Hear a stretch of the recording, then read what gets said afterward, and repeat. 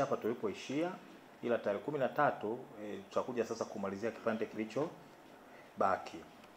Kwa leo tarehe 13 tulifika mbele ya Mheshimiwa Jaji Masabu, tulikuwa ambao tulikuwa pale mahakamani. Nafikiri ni wote, ila nafasi ilikuwa finyu.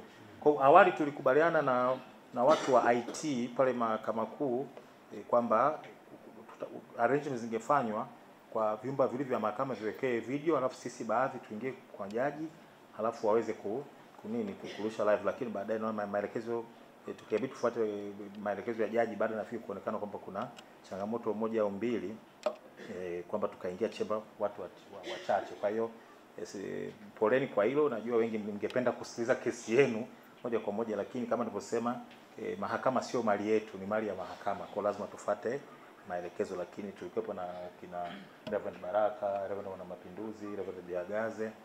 Kwa mahakama imetoa uamuzi na kusema kwamba aliyekuja mahakamani anaitwa Glory of Christ Tanzania Church.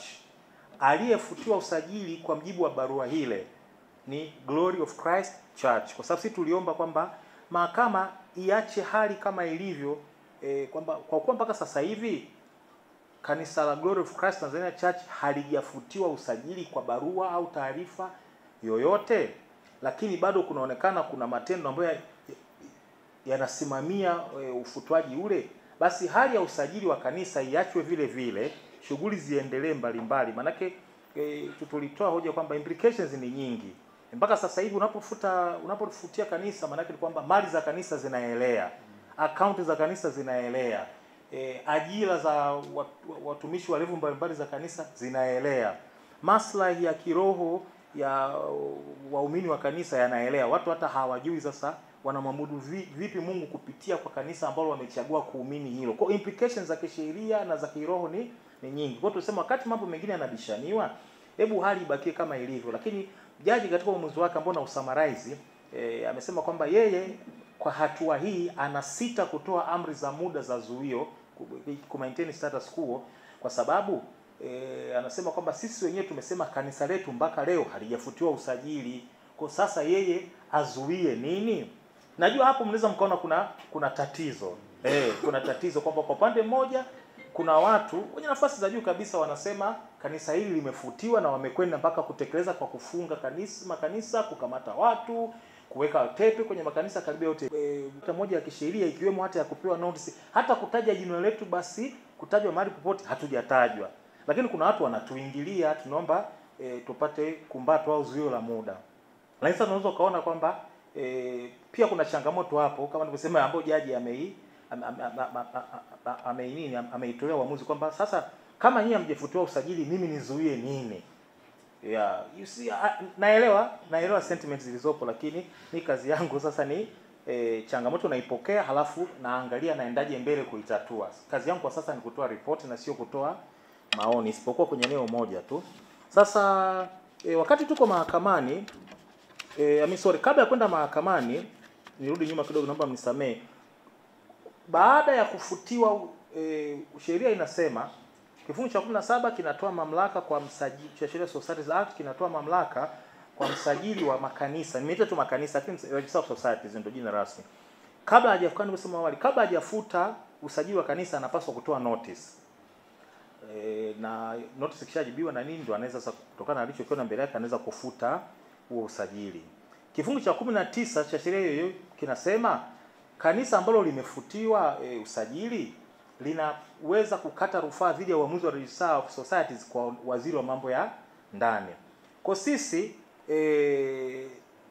kuna principle inaitwa exhaustion of local internal remedies, kwamba huwezi kwenda kwenye hatua nyingine ya ziada mpaka kwanza umalize ule utaratibu wa ndani. Hata kanisa nafikiri kuna utaratibu kwamba mtu ambaye kunapotokaba mgogoro kati ya kiongozi wa ngazi fulani na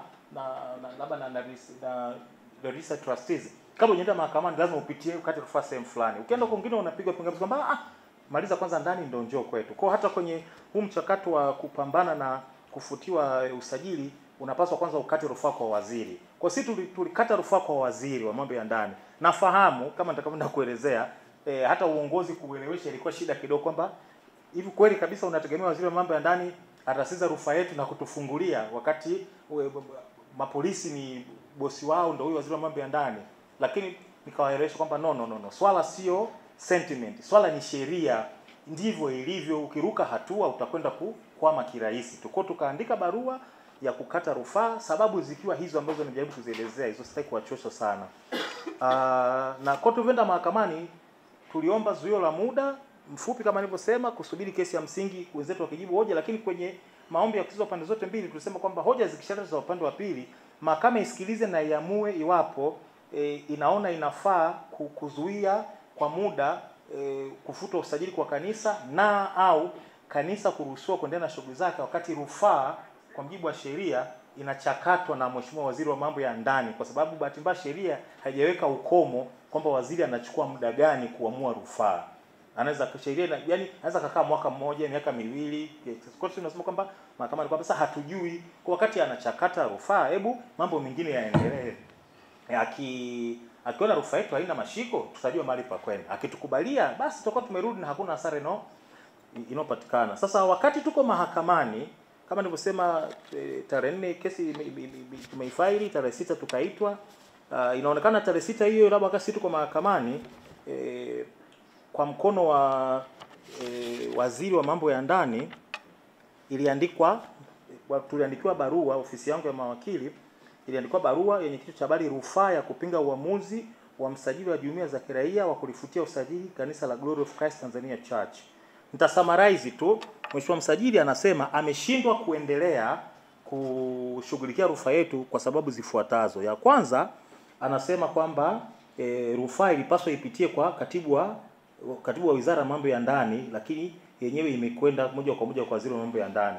Well, tutasema baadaye hoja hii tulijibu kirahisi tu kwamba okay, at the end of the day vyovyote itakavyokuwa, si rufaa iko mbele yako.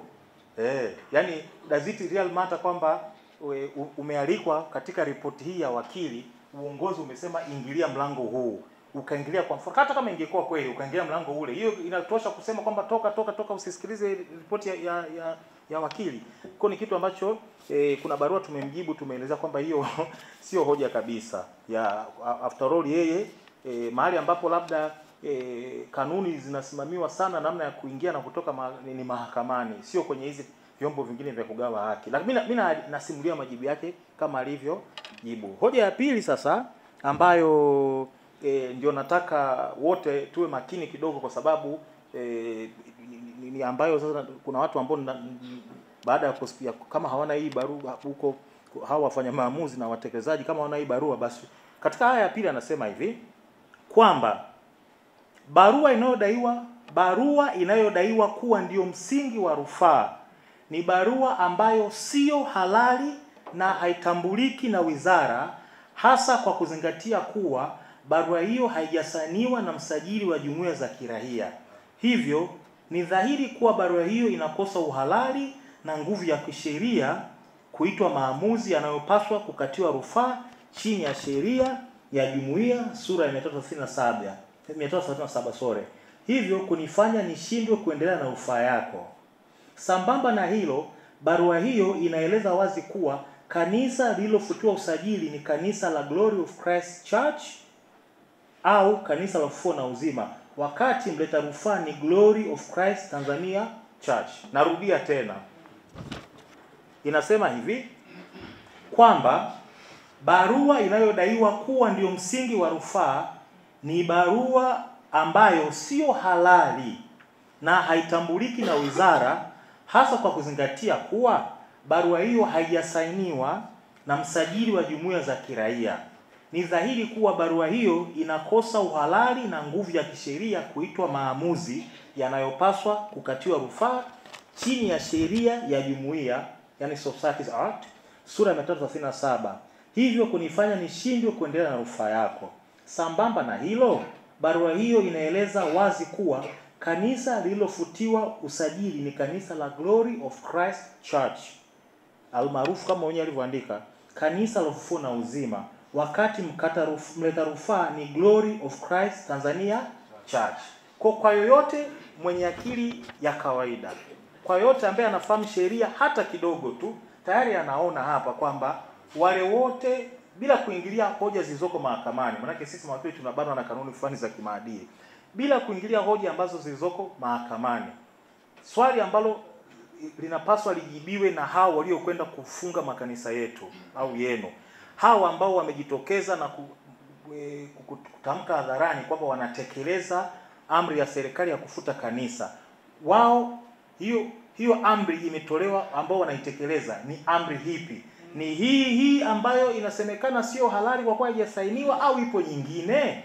Kama ipo nyingine, tunawaalika wajitokeze hadharani waishie na umma na watuambie hiyo barua kwa nini mpaka leo haijafikishwa.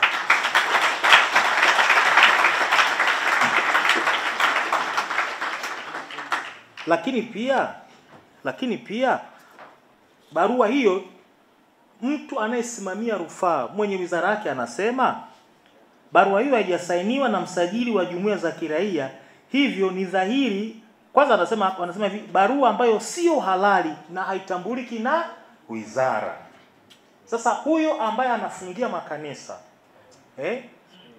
anafungia makanisa kwa kutumia barua hii ambayo haitambuliki na wizara au barua nyingine. Kama nilivyosema, nakuwa mwangalifu kwa sababu mawakili tuna maadili yetu, na kwa sababu kesi iko mahakamani kuna mipaka fulani si ruhusi kuivuka. Lakini majadiliano ya kisheria ndani ya mipaka ya staha yanaruhusiwa, na watu wanapoenda, wanaosikiliza, wanaokwenda huko, kuna mawakili wenzangu nao nawaalika wajaribu kulijadili hili kwamba hivi ni halali kiasi gani kwa makanisa ya Glory of Christ Tanzania Church kufungiwa kufanya shughuli zake katika context ya namna hii. Barua inasema kabisa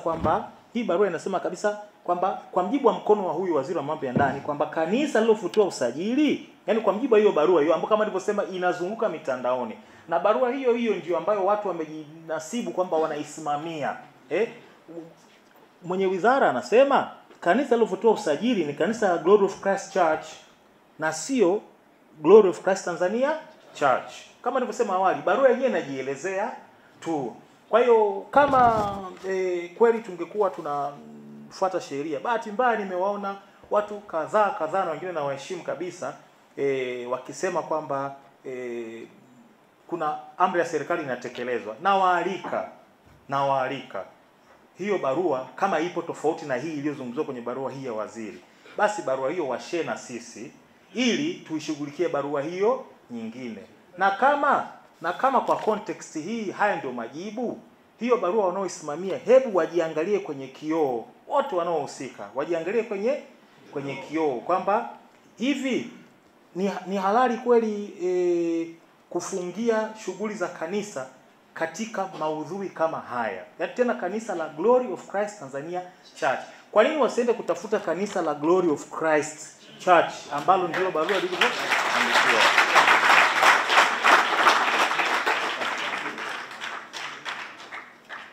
Kwa hiyo kama nilivyosema, bila kuvuka mipaka ya kuna sisi kanuni yetu inaitwa sub judice rule kwamba swali kwa mahakamani hautaki kulichimbua sana mpaka mizizi yake, lakini jukumu langu ni jukumu la kuripoti na kutoa maoni yangu kwa wale walioniajiri kwamba maoni yangu ya kisheria juu ya kinachojiri ni nini. Na naamini kabisa kwamba kama sheria ikifuatwa, basi teke zote ambazo zimewekwa katika makanisa yetu zinapaswa ziondolewe kutoka tarehe ya barua hii.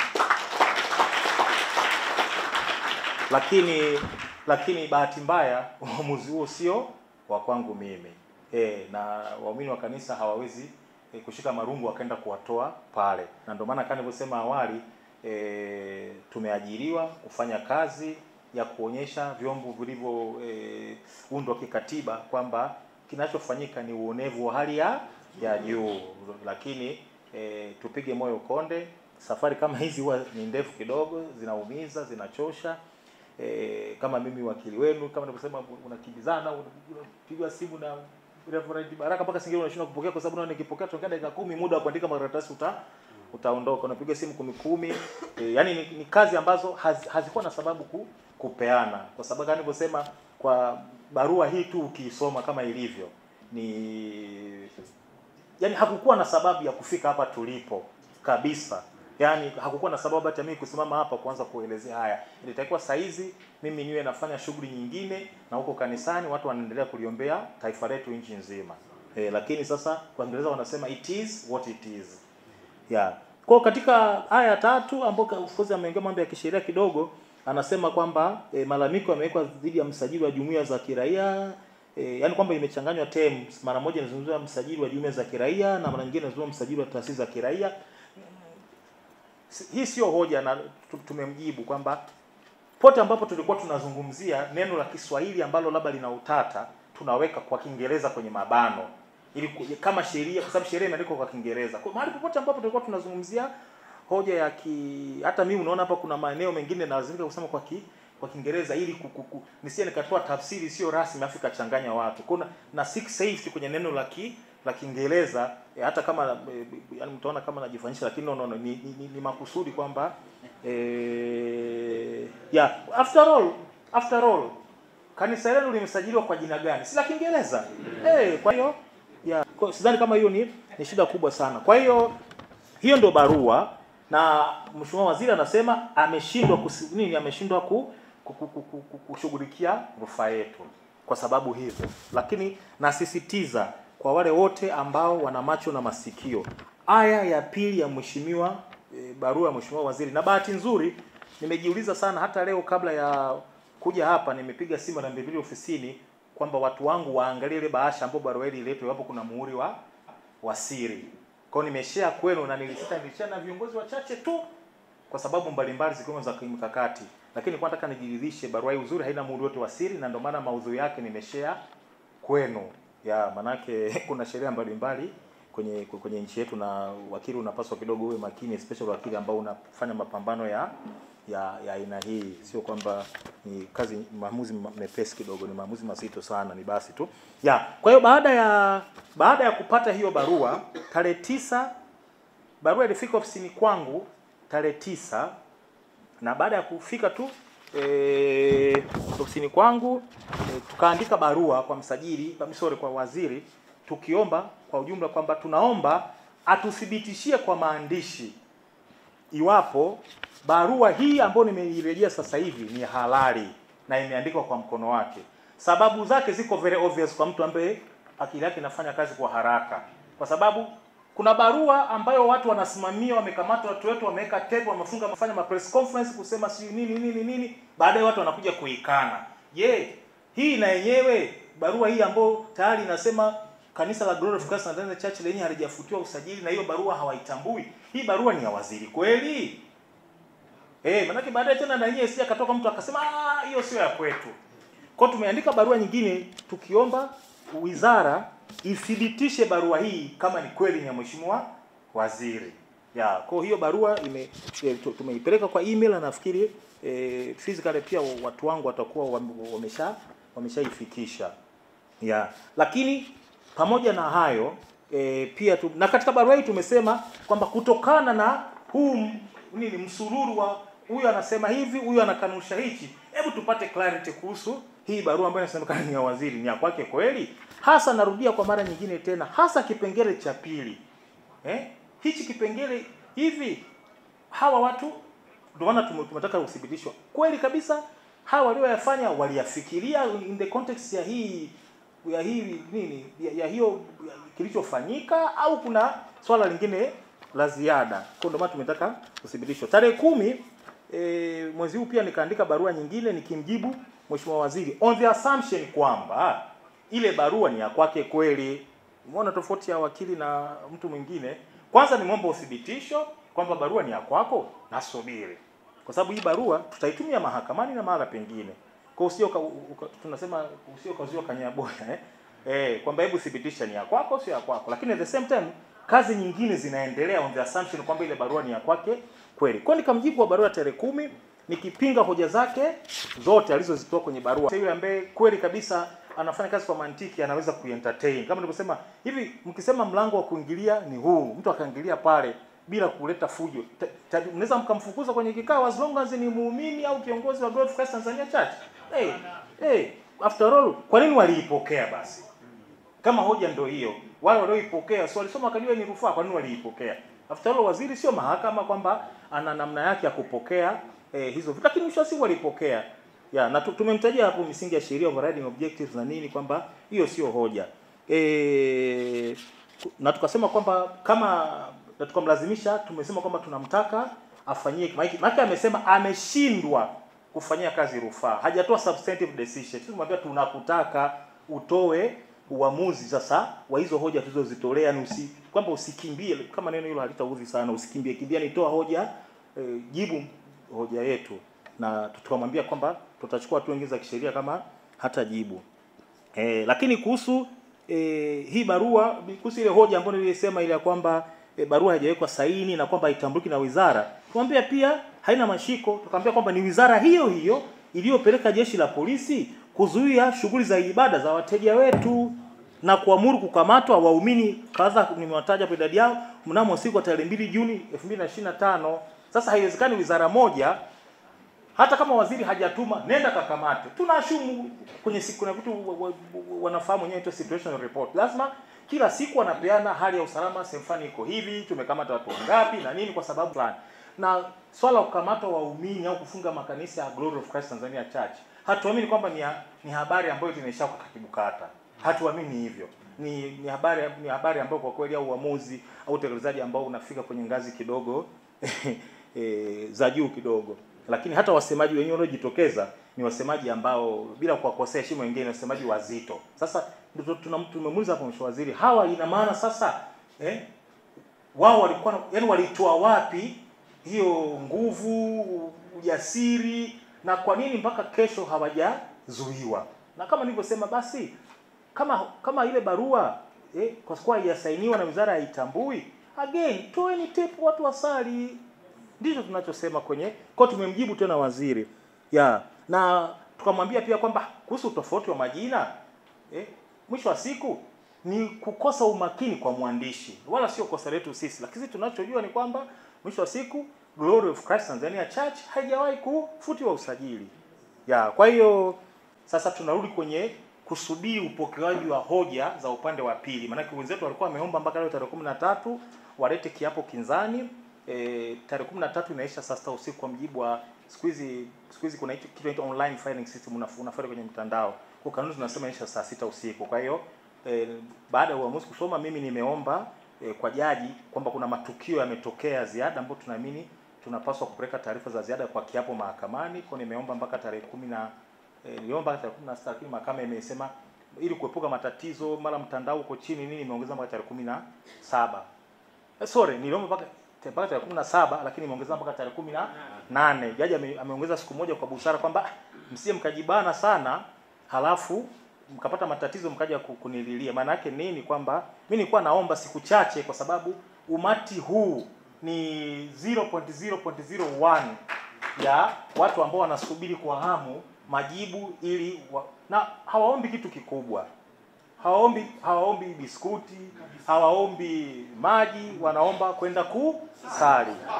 Kwa hiyo hilo jukumu mimi linanikereketa moyoni. Ndio maana nilikuwa nataka hebu nikimbie mbio iamuliwe inavyoamuliwa, alafu twende ngazi nyingine. Lakini kama nilivyosema, wanasema Kiingereza needs must, yani kwamba kwa hali ilivyo hebu tuwe na subira. Ndio maana tukapewa muda huo. Kuna wenzetu sasa upande wa serikali nao yale majibu yao yale, kwa sababu sasa watapaswa kujibu kiapo chetu cha awali na hichi cha nyongeza ambacho tutajaji tutafaili tarehe 18. Kwa watajibu kwa pamoja, wamepewa nyongeza muda, watajibu tarehe 25, kwa mmepasa siku 7 kutoka tarehe 18. Kwa wataleta hoja zao za kwa nini tusipewe amri za zuio dhidi ya IGP na hao wengine ili kulinda hadhi ya kanisa la Glory of Christ Tanzania Church. Na mimi tena nimejibana zaidi kwamba niliomba siku 2 mpaka tarehe 27. Nafikiri walikuwepo kina Reverend pale, niwaambia bwana wasije waumini wakaniua. Nilikuwa utani of course. Yani maana yangu haikuwa maanisha kuniua physical. Alikuwa anamaanisha kwamba kuna pressure kubwa, watu wana shauku, wana kiu. Yani watu sawa wanasali majumbani kwao na nini, lakini wanaposali kanisani ni tofauti. Kwa hiyo lakini jaji kwa busara akanipa mpaka tarehe 30 mwezi wa 6.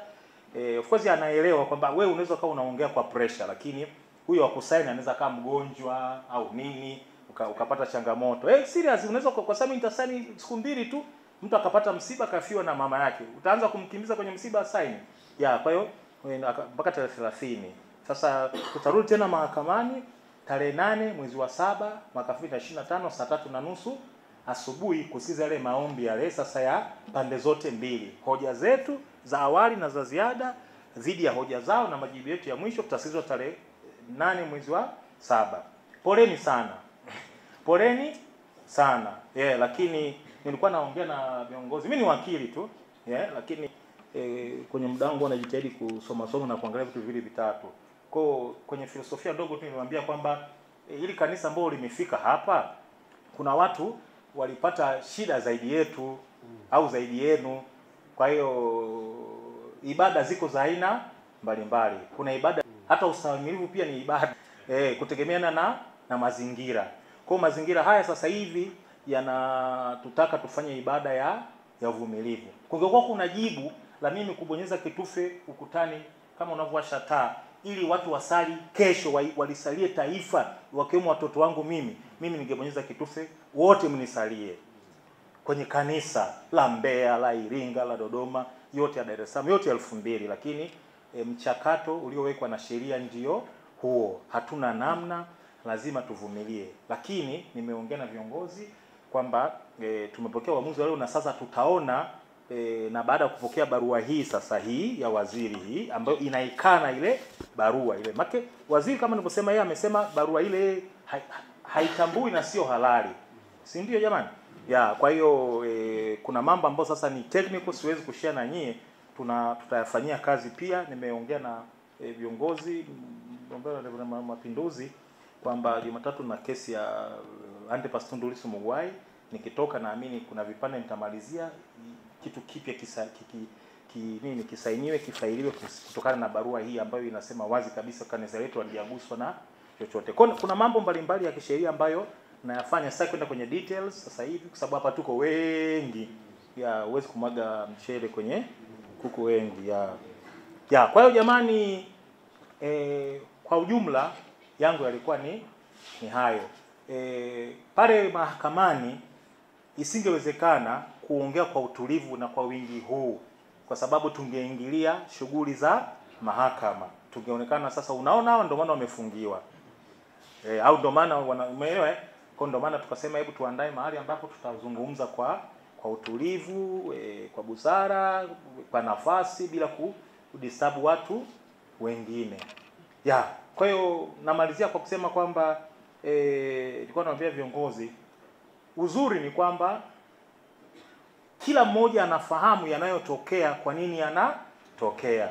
Na hiyo tayari ni source ya nguvu ya kutufanya tupige moyo konde, tuende mbele. Kama nilivyosema, mimi sio mchungaji, sina karma ya kuongoza kondoo au wanadamu wenzangu, lakini neno tu la kutia moyo ni kwamba hii ni ibada pia tunayopitia. Ni ibada pia, lakini kuna watu walipitia makubwa zaidi huko Roma na Thessaloniki, na watu walikuwa hawana wakili, lakini angalau nyinyi mna wakili kibatala.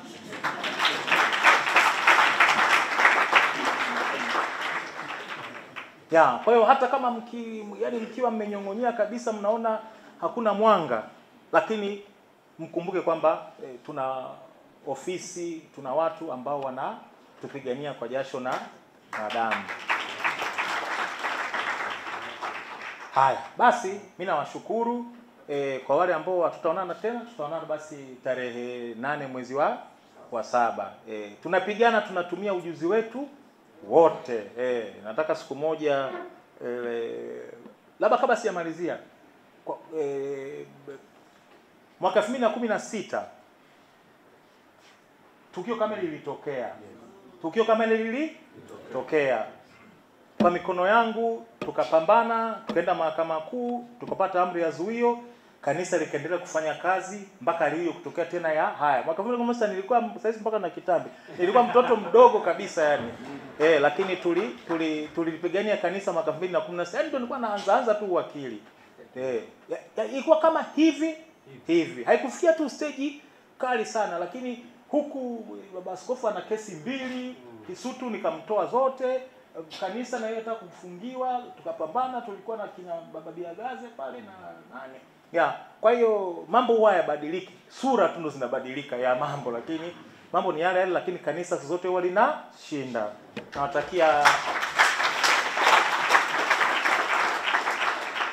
Nawatakia mchana mwema. Mniombee.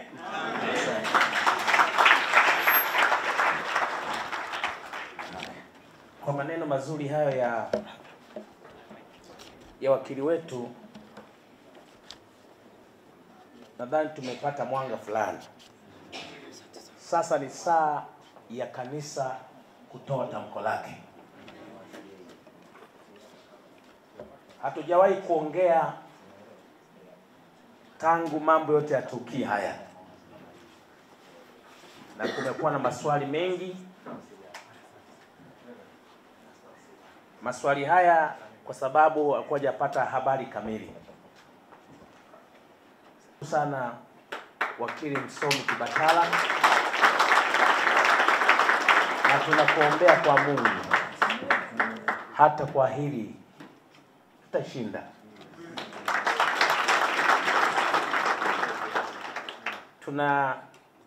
Sisi kwa bado tunafikiria unafaa kuwa askofu wa Glory of Christ Tanzania Church. Matendo yangu ya dunia ni mengi sana, mniache na uwakili tu. Asante Remo. Asante.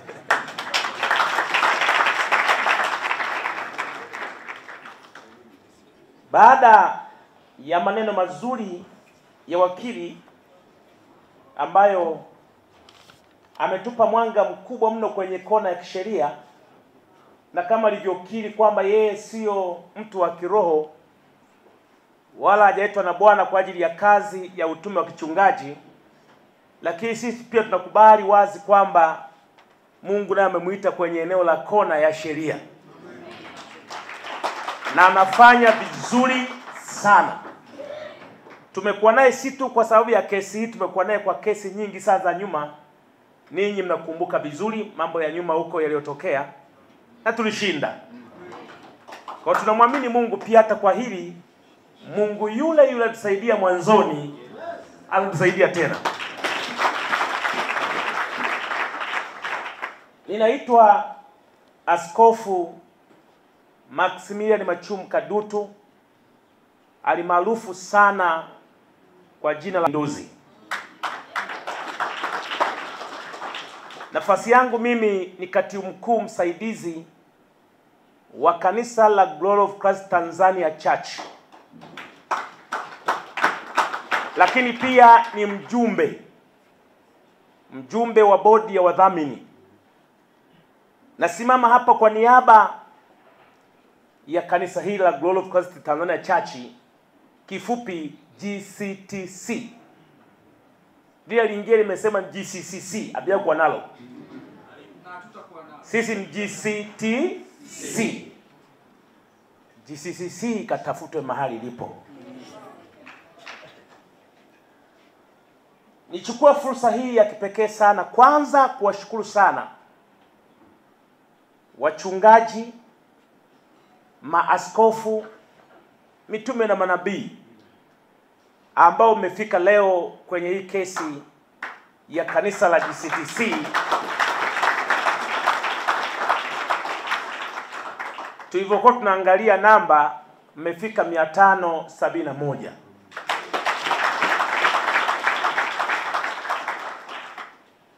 Na nashukuru kwa wale wachungaji wetu wa jimbo la Dodoma wa Ufufuo kufanikiwa kufika, na wengine kwa mikoa ya jirani. Na naamini pengine tungekuwa tunajua angalau ratiba kamili. Sababu ratiba ilikuwa ni saa 9 kafanywa kuwa saa 5. Hii mabadiliko yameathiri kidogo mahudhurio ya baadhi ya watu wengine. Lakini hata ratiba yenyewe hii ya kuwepo leo ilitoka siku ya Ijumaa. Sasa kwa kuwa tumepata mapema tarehe nyingine ya kesi kama hii, itakuwa tarehe 8 mwezi wa 7, tunaamini watakuja kutoka mikoa mbalimbali. Sasa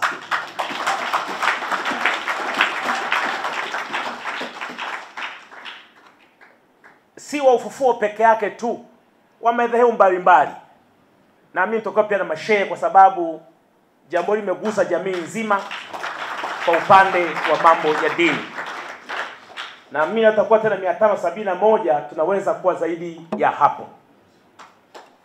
Niwashukuru sana kwa niaba mkuu Daktari Josephat Mathias Gwajima.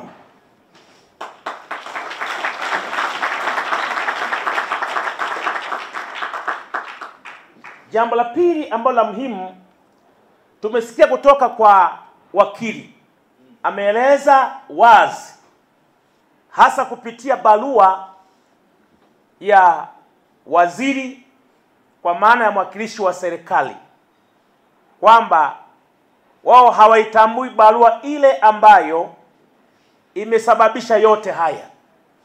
Angeitambua angejibu, kwa kuwa hajatambua ndio maana hajajibu. Sasa kwa kanisa kupitia barua ile ambayo imekanwa, imekataliwa, haitambuliki, haijasainiwa na msajili wa vyama vya kiraia na haina jina la kanisa letu, hiyo ndio barua ambayo imeleta yote haya. Sasa kwa sababu ya barua hiyo, naomba nianzie nyuma kidogo. Wala ambao hamkuelewa basi muelewe kidogo, kwa sababu jambo limetokea siku ya Jumatatu usiku saa 5:15 katika mazingira ambayo wala hatukuwa kwenye ibada ya jioni, ilikuwa tu ni mkesha. Wala alikutokea ibada ya Jumapili ambao waumini wengi wanakuwepo makanisani. Kwa nafasi ya kupeana taarifa ilikuwa haipo kabisa. Kama ni taarifa tuliyoipata basi ni ile ya kuvamiwa. Lakini kwa nini tumevamiwa? Na watu wengi hawakuwa nayo hayo. Ukweli ni kwamba sisi tuliona barua hiyo mtandaoni ambayo tuliulizwa, ni ya kwenu? Mmepewa barua? Ilikuwa tarehe 2 mwezi wa 6. Na hiyo barua ya mtandaoni si tukawa taharuki. Kwa wale ambao wana simu angalau za smartphone waliona. Wengine wa simu ndogo hata hawakuona kabisa, wasikia tu kanisa limejaa tepe mbalimbali. Sasa muda wa kuelezea hatukuwa nao.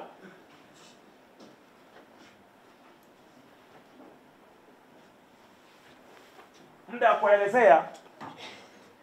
wa kuelezea hatukuwa nao.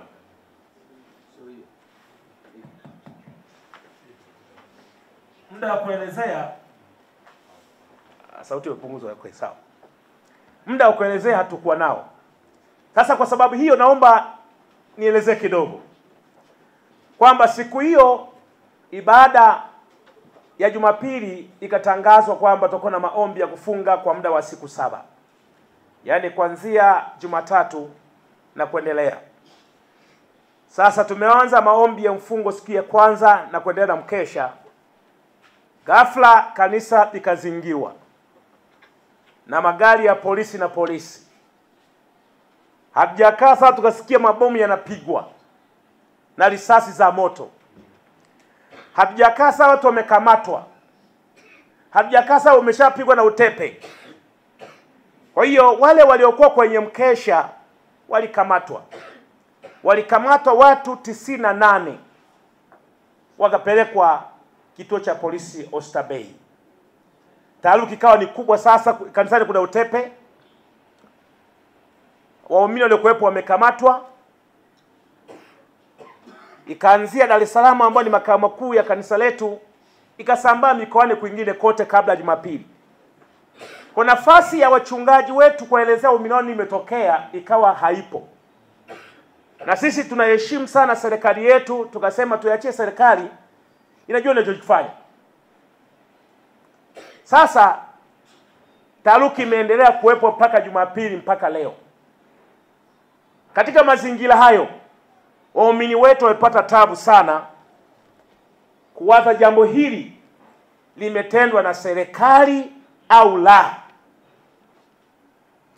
Sasa kwa mjibu wa taarifa ya wakili Kibatala, namna alivyofanya mchakato, kanisa lilivyochukua hatua ya kumwomba asimamie mambo yake kisheria, akamwandikia barua waziri, kama matakwa ya hiyo barua ya mtandao inavyotaka kwamba uandike kwa waziri rufaa ndani ya siku 21.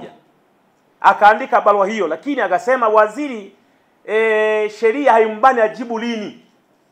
Akachukua hatua nyingine kwenda mahakamani. Siku ya Alhamisi kesi ikasikilizwa kwa maana ya maombi yetu kwamba kanisa lifunguliwe, shughuli zingine ziendelee. Na mawakili wa serikali wakaweka pingamizi. Ijumaa ikasikilizwa, yale maombi ya upande wa serikali katupiliwa mbali. Uamuzi ulikuwa siku ya Jumanne, na wenyewe kwa sababu waziri alijibu barua yake,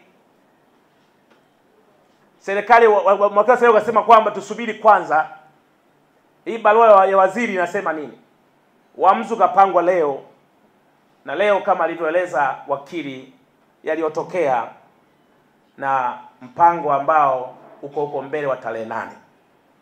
Sasa kama kanisa katika mazingira haya ambayo tumeyapata, tuna mambo machache. Jambo la kwanza, sasa kupitia serikali, kwa maana kupitia waziri, tumepata uhakika kwamba kanisa letu halijafungwa.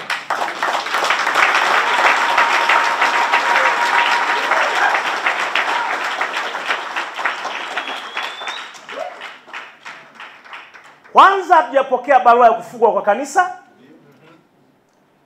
lakini hata ambayo hatujapokea yenyewe hiyo ya mtandaoni, tulivyoandika rufaa sasa na barua yenyewe hiyo, waziri amekana kwamba hiyo barua si halali kwa sababu haijasajiliwa na msajili wa makanisa.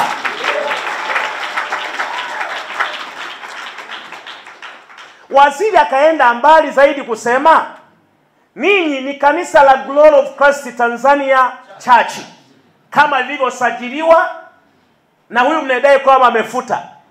Hii Glory of Christ Church kwani ndio ninyi? Na wauliza ndo ninyi? Kwa hiyo hata kama barua yenyewe sijapokea, labda hao GCTC walishapokea. Sasa wakachanganya kati ya GCC na GCTC.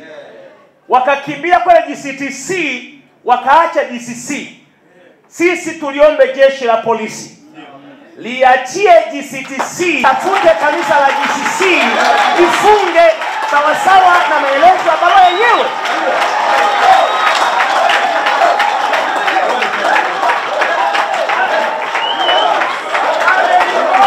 Naomba utulivu. Naomba utulivu. Naomba utulivu. Kwa sababu hata si tungeshangaa kwa mfunguliwa katika mazingira hayo. Utaratibu unajulikana. Ili kanisa lifungwe, hii ni taasisi ya watu.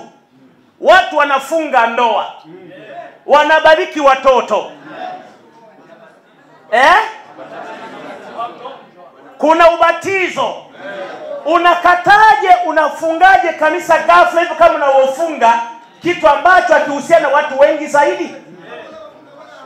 Tulitegemea kama kweli ungekuwa ya kufunga kweli, kwanza tungepewa notice ya siku 14 au siku 21, ili kama kuna wafanyakazi mliokuwa mwaajiri basi muwape likizo, ili kama kuna shule za kanisa basi zifungwe kwa utaratibu wanafunzi kurudishwa makwao, ili kama kuna hospitali ya kanisa wagonjwa wapewe rufaa waende kwingine, ili kama kuna waumini wa kanisa hilo basi watangaziwe wapate huduma za kiroho kupitia huduma zingine, ili kama kuna ndoa ama zisogezwe karibu ndani ya nusu fungu haraka, ama wasimamishwe, wasilipie kumbi, wasitoe mwaliko kwa watu wengine. Tungeshangaa sana. Lakini cha pili, tuna utaratibu mzuri sana wa kisheria. ambapo kila mtu anayekosea lazima aitwe asikilizwe kwanza. Umekosea bwana hiki, hebu jitetee. Kabla tujafunga kanisa, jitetee. Kwa nini tusifunge kanisa lako? Jitetee. Nafasi ya kujitetea hatujapewa. Kwa hiyo tuna confirm wazi kwamba kanisa letu halijafungwa. Labda hao GCTC walishapewa nafasi ya kusikilizwa, walishapewa na notice wakakaidi, ila polisi kwenye kuchanganya majina hapa, badala kuwa GCTC kule wakaenda GCTC. Kwa hiyo haya mambo kuchanganya, ndugu zangu, yapo.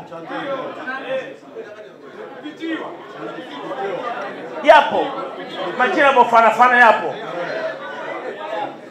Kwa tutoe wasiwasi wa waumini wetu. Kanisa letu halijafungwa.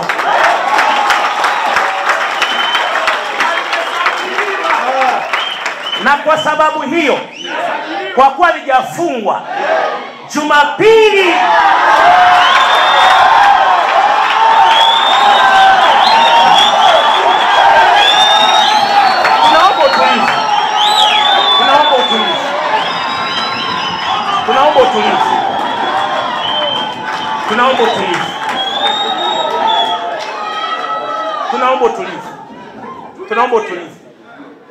Tunaomba utulivu.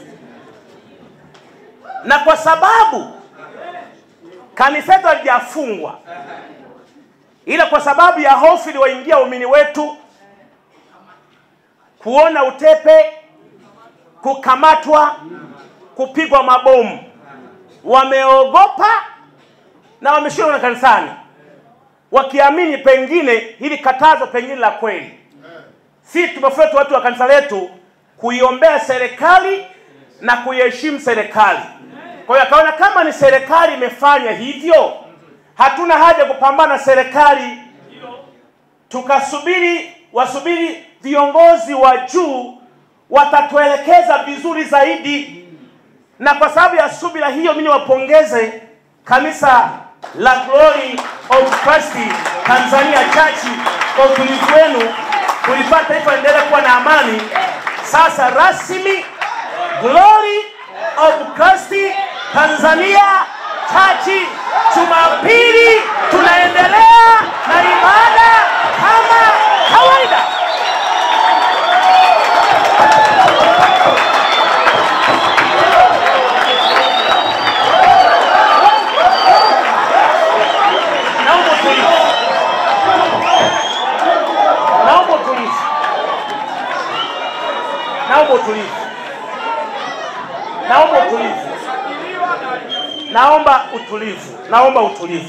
Naomba utulivu ndugu zangu. Naomba utulivu. Haya yote ambayo yameleta sintofahamu kubwa na hata kudhaniwa pengine la kwetu limefungwa, ni kwa sababu ya plesi ya Askofu Gwajima. Yanadhaniwa hivyo. Na mimi hata nitoe wasiwasi hilo, kwa sababu wasihusishe plesi ya Askofu Gwajima na kanisa letu.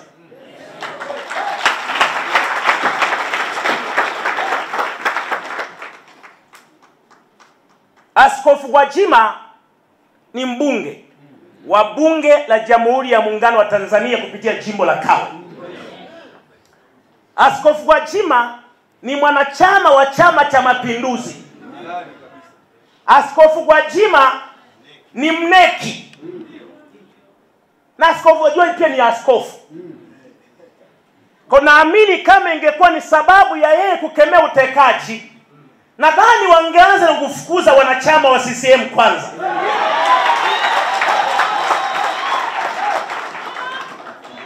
Pengine kwa sababu wanachama huo angepoteza sifa za kuwa mneki, angekosa sifa za kuwa mbunge.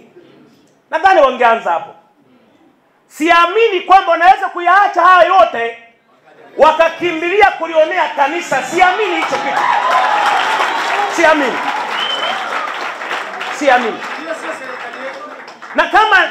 Na kama inaweza kuwa ni kweli, je, akosee padri mmoja au katekista mmoja kuna Mtumbo, Ruvuma, kakosea kwenye matamshi yake, hata kama ni ndani ya kigango au ndani ya jumuiya, kakosea kwa matamshi yake, je, wataifunga Katoliki nzima?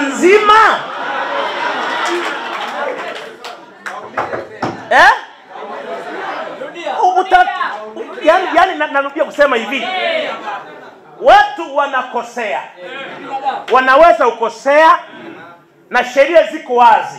Kakosea askofu, kakosea mtume, kakosea raia, kakosea muumini, sheria ziko wazi za namna kumchukulia mtu sawasawa na makosa yake. Anashtakiwa yeye, sio kwa niaba ya jumuiya ambayo anayumo ndani ya jumuiya hiyo. Sasa akikosea katekista mmoja wa kigango cha Itilima, kakosea. Akikosea huyo katekista wa Katoliki wa kigango cha Itilima, wataifuta Katoliki nchi nzima, wasiendelee na ibada, watapiga utepe nchi nzima. Ni kitu ambacho hakipo, ni kitu ambacho hakiwezekani, ni kitu ambacho hakiwezekani. Sasa maneno aliyoongea Askofu Gwajima, kwanza nataka niweke wazi kwamba place yake ya kwanza hakuongelea kanisani, wala hakuongelea madhabahuni, wala hakuongea kama askofu wa kanisa la Glory of Christ Tanzania Church. Aliita place kwenye mtaa au kwenye nyumba anayojua mwenyewe, sisi ajua ni wapi, Dodoma au Mwanza au wapi, ni kwenye nyumba ya jirani au kwenye ofisi ya ubunge au kwenye ofisi ya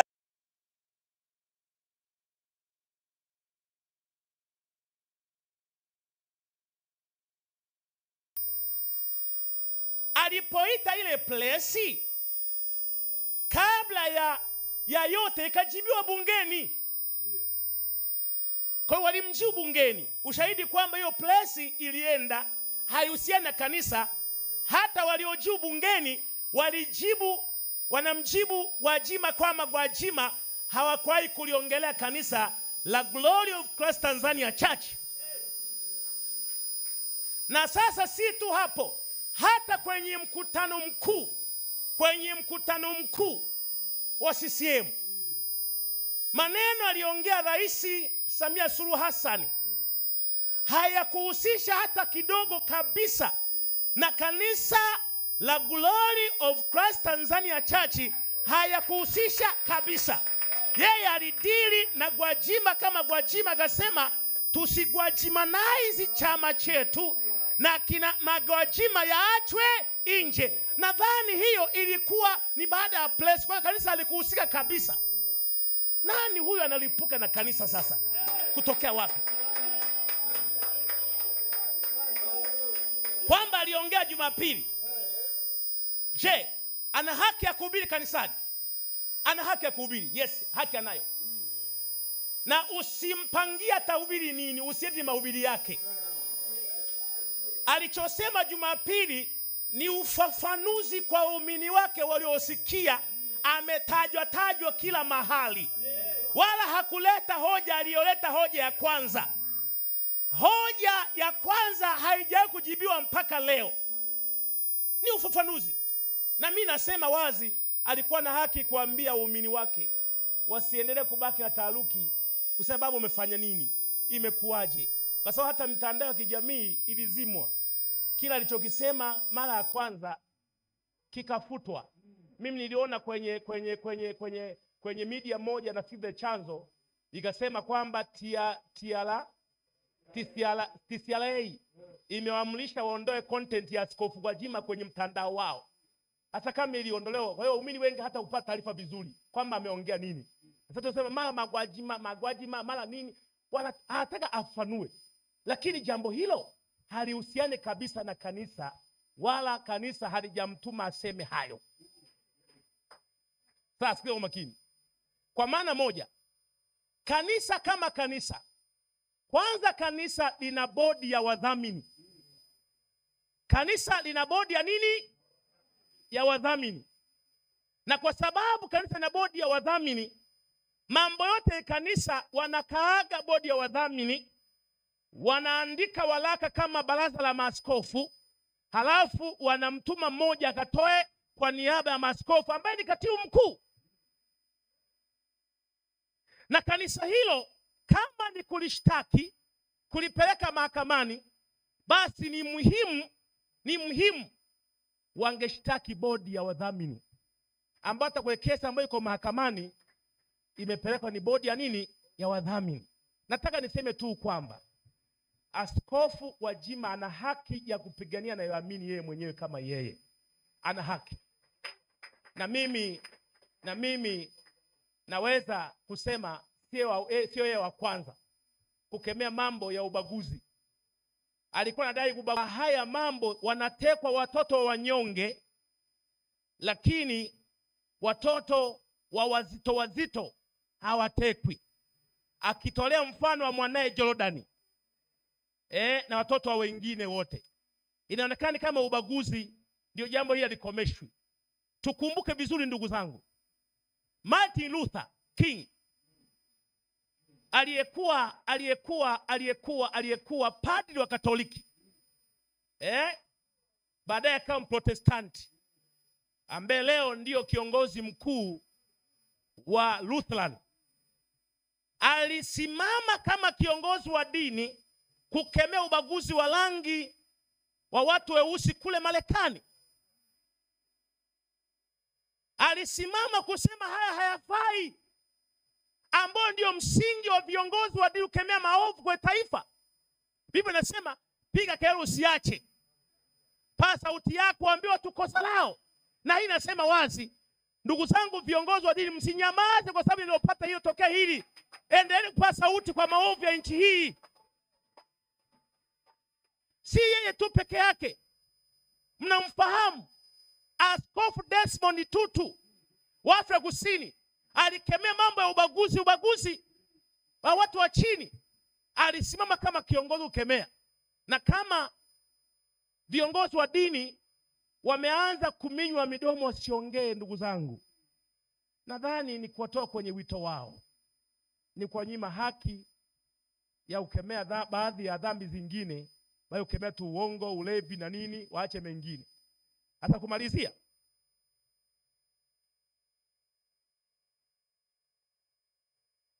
tarehe 8 imetangazwa ndio siku ya mahakama, na kwa kuwa shauri hili liko mahakamani, kwa utaratibu wa mahakama lazima uendelee, na sisi hatuko tayari kuingilia utaratibu uendelee kama ulivyopangwa na utaratibu wake. Nitoa wito kwa viongozi wa dini, watuungane kwa pamoja kwa jambo hili. Kama GCTC imetendewa jambo hili kwa mazingira hayo, hatujajua linafuata dhehebu gani lingine. Kwa nitoa wito kwa madhehebu yote ya Kikristo na ya Kiislamu, tuungane pamoja, kwanza kwa maombi na kwa dua mbalimbali. Lakini cha pili, kuja mahakamani Dodoma kuhudhuria kusikiliza ukweli huu, na kuja mahakamani hajawahi kuwa kosa la jinai, ni jambo la kawaida. Kwa wito wangu huo, tuje kwa wingi zaidi kuhudhuria jambo hili. Na mimi niombe tu kwa mazingira haya, wingi wa watu, nadhani mahakama iangalie mazingira mazuri ya kuhakikisha angalau watu wengi wanapata nafasi na fursa hii ya kusikiliza kesi hii kwa namna ya wazi. La mwisho,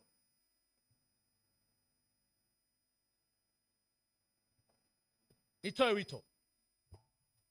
Ni muhimu kama viongozi wa dini wa madhehebu mbalimbali tujenge mahusiano mazuri, viongozi wa dini na serikali, au viongozi wa dini na wanasiasa. Tujenge mahusiano mazuri haya ili upande mmoja usije kaonea mwenzake. Tuna nafasi sisi kuliombea taifa letu na kuhubiri amani.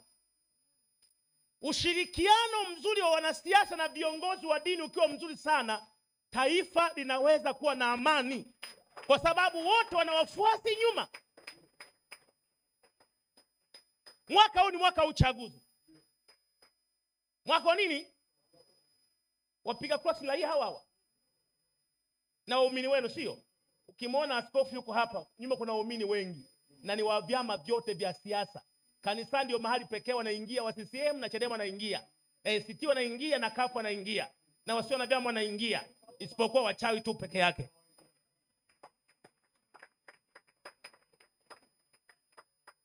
Sasa viongozi wa dini msipojenga mahusiano mazuri na wanasiasa, au wanasiasa wasipojenga mahusiano mazuri na viongozi wa dini, na ni mwaka wa uchaguzi,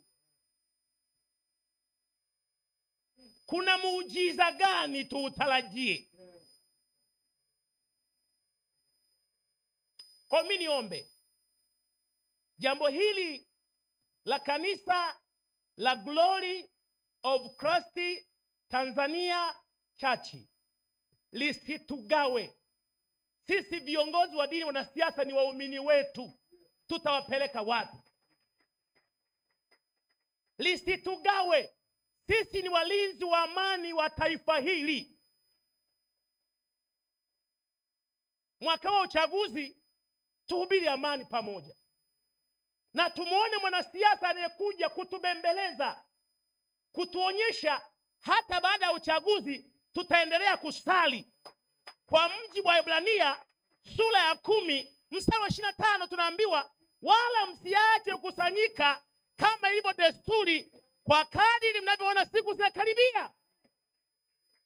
Tujenge mahusiano mazuri. Kwa hiyo wito wangu, kwa kuwa hapa siongea na wanasiasa, naongea na viongozi wa dini, si ndio tuwavute polepole kwa karibu viongozi wa kisiasa. Hawa ni waumini wetu. Tujenge mahusiano mazuri, achana mambo ya mtandao na nini na nini, na hivyo mahusiano mazuri, na usibague chama cha mtu. Jengeni mahusiano na viongozi wa siasa ambao unaweza kumwelewa. Kuna msemo mmoja sio mzuri sana, wanaandiko tunasemaga kwamba mpende anayekupenda, mpende asiyekupenda. Basi naomba niishie hapo kwa leo, lakini tapeana taarifa nyingine zaidi kwa kadri siku zinavyokwenda. Mungu awabariki sana. Mungu aibariki Tanzania, aibariki Afrika. Asanteni sana kunisikiliza. Na niombe sasa waandishi wa habari,